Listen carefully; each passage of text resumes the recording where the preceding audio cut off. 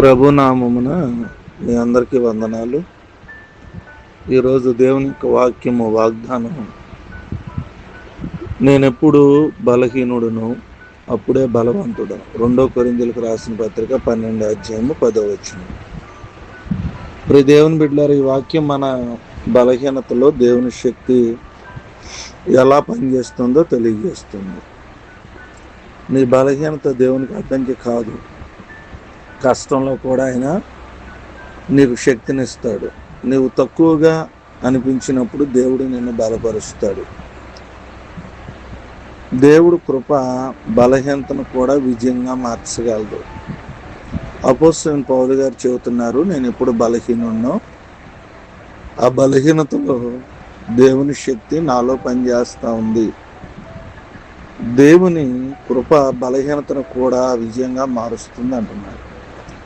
నీవు బలహీనుడివై ఉన్నప్పుడే నా శక్తి, అంటే దేవుని శక్తి నీలో సంపూర్ణమవుతుందని ప్రభువు చెబుతున్నాడు.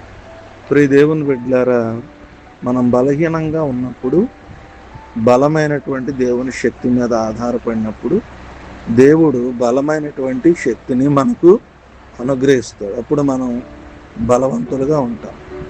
దేవుడు మన ప్రతి బలహీనతను తీసివేసి బలహీనులైన మనల్ని బలపరిచి తన కృపలో మనల్ని జ్ఞాపకం చేసుకుంటాడు.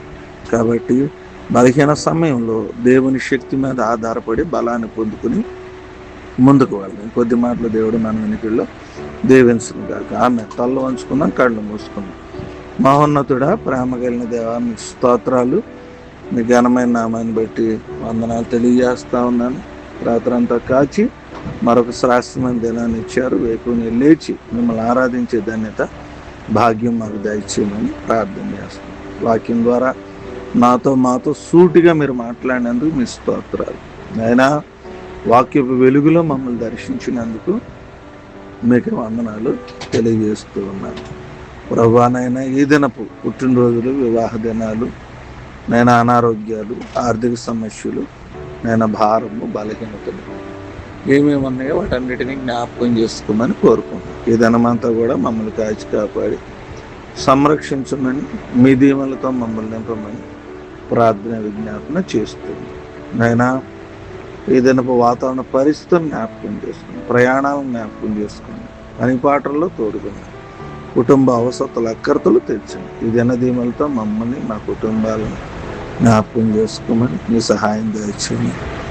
ఈ దినదీవులతో మమ్మల్ని ఎంతోమంది ప్రార్థన చేస్తున్నామని నడుచున్నాను తండ్రి. ఆమెన్.